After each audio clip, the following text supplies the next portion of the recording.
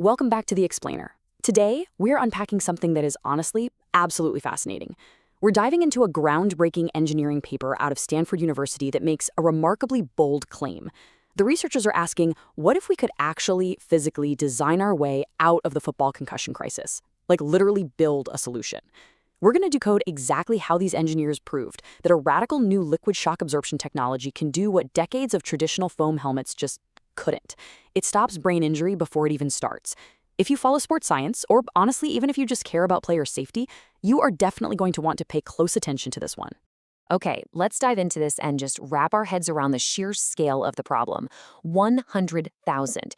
That is the number of concussions reported every single year among the roughly 2.5 million helmeted football players in the US alone. And to put that into a bit of perspective for you, over the course of just one season, your average football player takes about 1,000 hits to the head. Literally 1,000 hits. And we're talking about everyone here, from kids in youth leagues all the way up to the pros in the NFL. So why is this happening? Well, we kind of need to play translator for a second and look at the medical biomechanics. When a player takes a hit to the head, there are really two types of trauma that can happen. First, you've got focal trauma. Think of a highly concentrated impact that causes something like a skull fracture. The good news, our modern helmets are actually incredibly good at stopping this. They distribute that force and they absolutely save lives. But then there's the second type, diffuse trauma. And this is our massive blind spot. Diffuse trauma is caused by rapid acceleration or deceleration. Basically, the impact causes the brain to literally slosh and twist around inside the skull. That strain, that twisting, is what causes a concussion. And our current helmets, they fail utterly at stopping that sloshing. And look, this failure isn't for a lack of trying or for a lack of money, right? Despite millions of dollars poured into R&D and all these flashy new helmet lines hitting the field over the last decade, the crisis is actually getting statistically worse.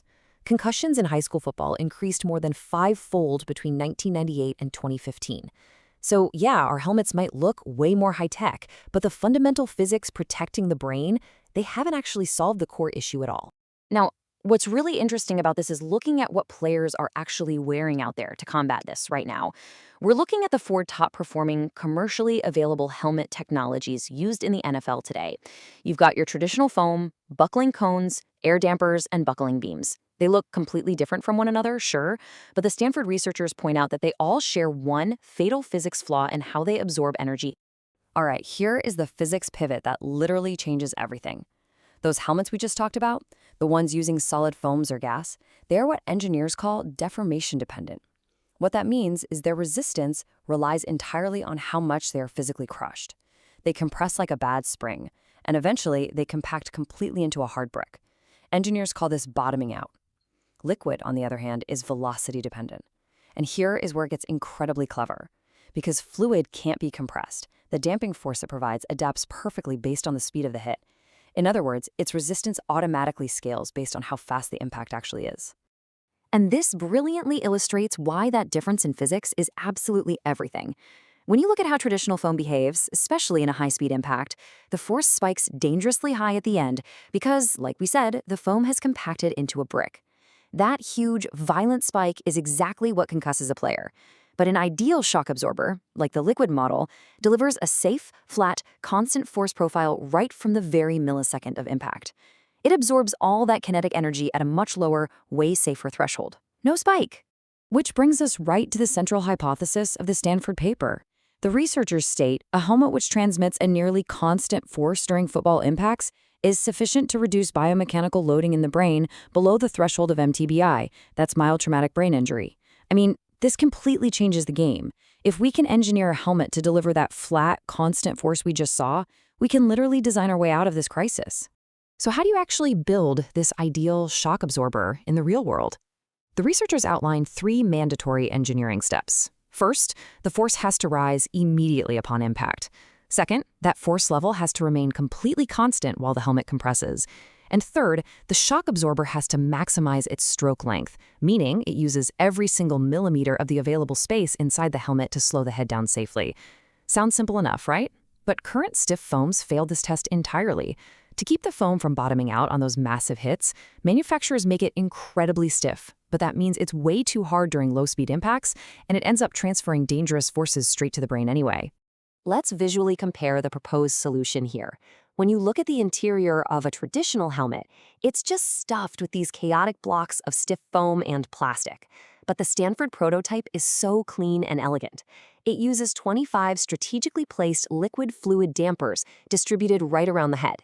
Instead of compounding into a hard brick when a player gets tackled, the hydraulic fluid inside these tiny, discrete dampers just flows out of the way through a variable orifice. And that is exactly what maintains that magic constant force. So the crucial point is, and I find this genuinely amazing, this liquid damper is entirely passive. There are no batteries, no electronics, no tiny internal motors you have to worry about. The physical nature of the hydraulic fluid naturally reacts softly to a light, low-speed hit, but acts rigidly against a severe, high-speed hit. It instantly adapts to the unique severity of every single tackle on the field. That is something a block of traditional foam fundamentally cannot do. Of course, a great theory is just a theory until it survives some extreme testing.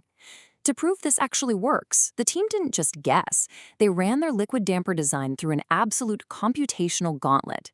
They simulated the grueling NFL linear impactor helmet test, which hits the helmet 24 distinct times at different speeds and angles. And they didn't just measure the outside shell.